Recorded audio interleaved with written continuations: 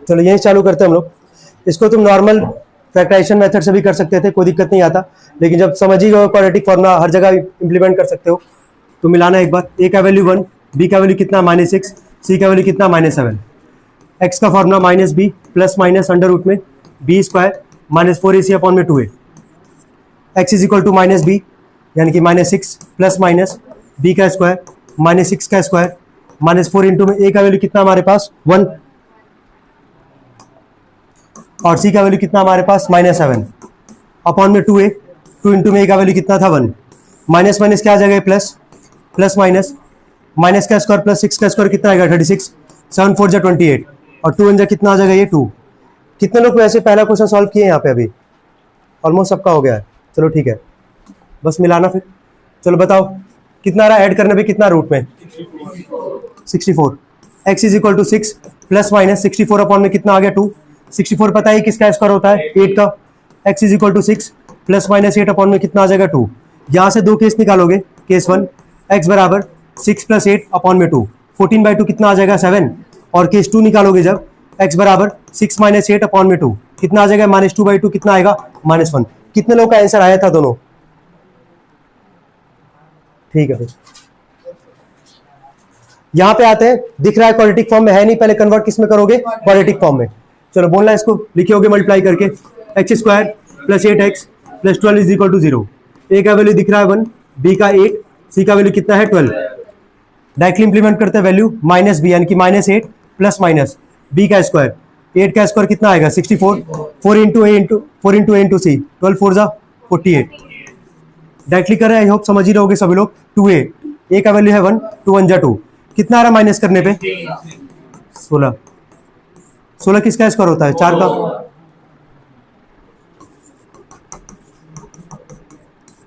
अब यहां से दो केस निकालते हम लोग। केस 1 एक्स बराबर -8 प्लस 4 अपॉन में 2, ये आ जाएगा -4 कितना आएगा -4/2 कितना आएगा -2। केस सेकंड पे आते हैं, एक्स इज इक्वल टू -8 -4/2, दोनों माइनस में ऐड करोगे कितना आएगा -12, -12/2 कितना आ जाएगा। कितने लोग का आया था दोनों वैल्यू है? ठीक है, मार नहीं आया था? हाँ जी आया था सेकंड वाला, तो सामने देखो क्या पूछ रहे हो। अभी हम सॉल्व कर रहे हैं ना, यहां देख पहले। चलो थर्ड वाले पे आते हैं। ये बताओ इसका एक रूट दिया गया था, तीसरा चौथा सवाल कर रहोगे नियर बाई। सबको पता है इसका प्रोसीजर क्या था बेसिकली। एक्स का वैल्यू 1 रूट कितना दिया गया था 2, तो जहां पे एक्स होगा वहां पे क्या रखे होगे 2, p-3 इंटू में 2 का square plus 2 plus p is equal to 0। ये आ गया p-3, 2 का स्क्वायर कितना आएगा 4 plus 2 plus p is equal to 0। Multiply करते हैं अंदर, ये आ गया 4p -12 plus 2 plus p is equal to 0। 4p plus p कितना आएगा 5p, -12 प्लस 2 कितना आएगा -10, -10 को इधर भेजोगे +10 और p का वैल्यू कितना निकल के आ जाएगा 2। कितने लोग आया था p का वैल्यू 2? तो ठीक है, ये सवाल अब गलत होना ही चाहिए। चौथा वाला ही शायद कई लोग का दिक्कत हुआ है। चलो ठीक है, चौथा वाला देखते हैं। ये नोट ही करना है ना, पांचवे चौथा सब सारा करेंगे, एक एक करके कर रहे हैं भाई, सारा मिलाना बस कहाँ गलत है। हो गया, यहां से सॉल्व करते हैं। सबसे पहले तुमको दिख रहा है कि क्वाड्रेटिक फॉर्म में है ही नहीं है, क्वाड्रेटिक फॉर्म में लाने के लिए क्या लोगे? इसका एलसीएम लियोगे सभी लोग। चलो बोलना 1 और x का LCM X square plus 1 is equal to कितना 2.5। ये डिवाइड करके क्या करेगा मल्टीप्लाई, एक्स स्क्वायर प्लस 1 बराबर आ जाएगा 2.5x। जनरल फॉर्म क्या कहता था, ध्यान में रखे रहो यार, क्या था general form? ax square plus bx plus c, मतलब एक्स स्क्वायर के बाद x वाला टर्म आएगा, उसके बाद क्या आएगा कांस्टेंट। यही है ना प्रोसीजर। यहाँ पे स्क्वायर वाला टर्म दिख रहा है, इसको रखे रहो पहले। ये प्लस 2.5x है, इधर आके क्या होगा माइनस, इसको इसके बाद रखोगे -2.5x प्लस 1 बराबर 0। यही होता है क्वाड्रेटिक का जनरल फॉर्म। तुमको बार बार किसी न किसी क्वेश्चन में दिख जाएगा कि बिना जनरल फॉर्म में कन्वर्ट किए हुए कोई क्वेश्चन कर ही नहीं पाओगे। क्या जनरल फॉर्म में कन्वर्ट हो गया ये? अब इसका वैल्यू तो दिख रहा होगा, ए का वैल्यू कितना है 1, बी का वैल्यू कितना है माइनस में 2.5 और सी का वैल्यू कितना है 1। एक्स का formula -b plus minus under root में बी स्क्वायर -4ac अपॉन में 2a। X is equal to minus, B का वैल्यू कितना है -2.5 प्लस माइनस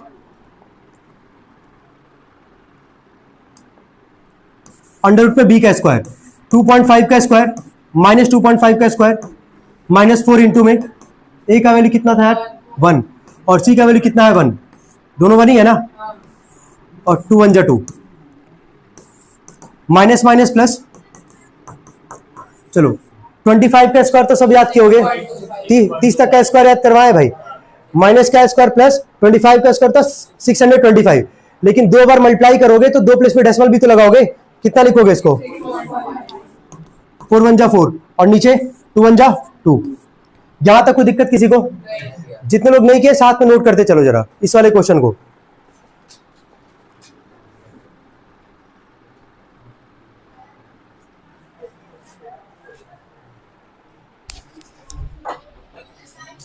यहां देखना, यहां तक कोई डाउट यार किसी को?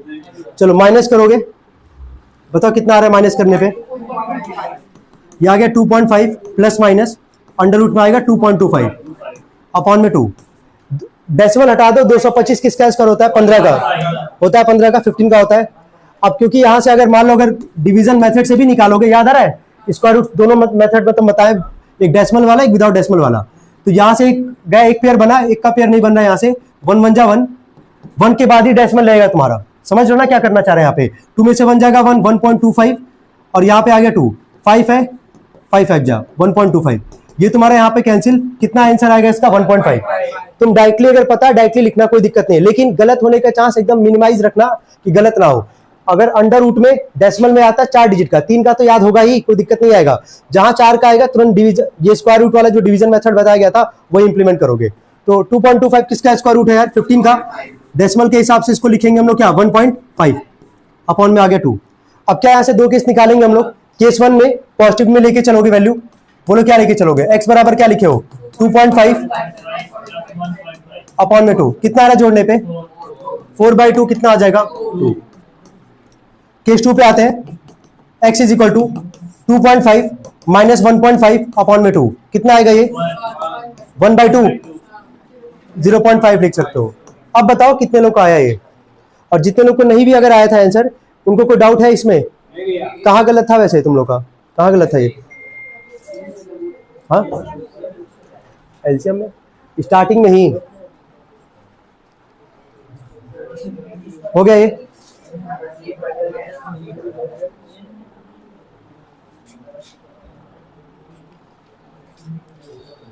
चलो एक लास्ट वाले पार्ट पे आते हैं, यहां भी हम लोग पहले जनरल फॉर्म में कन्वर्ट कर, नोट कर लो वैसे अगर देखो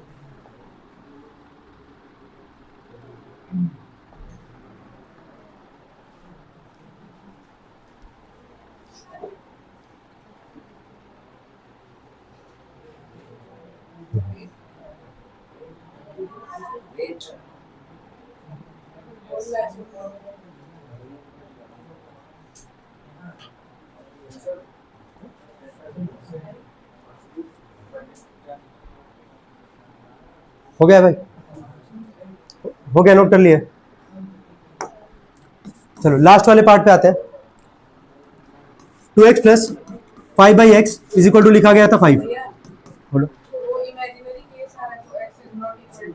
हाँ वही वही अभी फिर वही करेंगे, ऑप्शन दिए नहीं है ना, ऑप्शन दिए नहीं है, कौन सा, हाँ इमेजिनरी होगा, अगर अंडर रूट के अगर अंदर माइनस अगर आ रहा है तो पहले एक बार देखो, पहले इसको सॉल्व कर रहे हैं, वही आ रहा है रूट में ही माइनस आ रहा है, चलो ठीक है देखो एक बार इसका पहले एलसीएम लोगे, पहले तो क्वाड्रेटिक बनाओगे ही बनाओगे, बोलो एक्स का एलसीएम कितना आ जाएगा, एक्स बार में आ जाएगा 2x स्क्वायर, 1 बार में 5 इज इक्वल टू यहां से आ गया 5, ये आ गया 2x square plus 5 equal to कितना आ जाएगा 5x, जनरल फॉर्म में कन्वर्ट करते हैं, 2x स्क्वायर है प्लस 5x इधर के क्या होगा minus, plus 5 is equal to क्या 0, ए का बी का और सी का वैल्यू साफ साफ सबको दिख ही रहा होगा, यहाँ से ए का वैल्यू कितना है 2, बी का वैल्यू कितना है -5 और सी का वैल्यू कितना है 5, इतना कितने लोग कर लिए थे इस क्वेश्चन में, चलो जितने लोग नहीं किए थे इतना नोट करो पहले।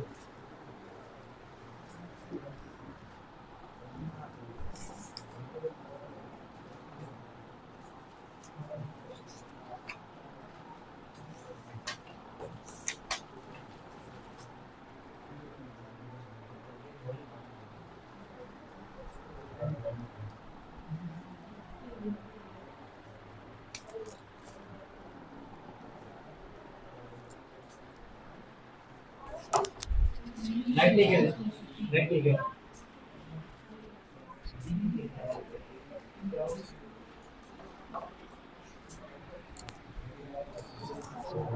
गया तक नोट कर लिए। अब आगे देखना, फॉर्मूला नहीं लिखते हैं, इंप्लीमेंट करते वैल्यू। माइनस बी का वैल्यू कितना है -5 प्लस माइनस बी का स्क्वायर यानी कि -5 का स्क्वायर 4 इंटू में ए का वैल्यू है 2, सी का वैल्यू कितना है 5 अपॉन में कितना आ जाएगा 2a, ए का वैल्यू कितना है 2, एक्स बराबर minus minus plus plus minus 5 का स्क्वायर कितना आएगा 25, 8 5 जा 40 अपॉन में 2 2 जा 4, X is equal to 5 plus minus under root में कितना आएगा।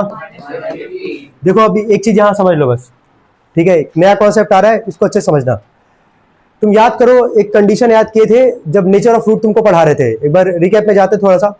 बी स्क्वायर माइनस 4ac का वैल्यू अगर 0 से बड़ा होता था तो उसका नेचर क्या था, रियल एंड अनइक्वल या फिर रियल एंड क्या डिस्टिंक्ट, यही था ना।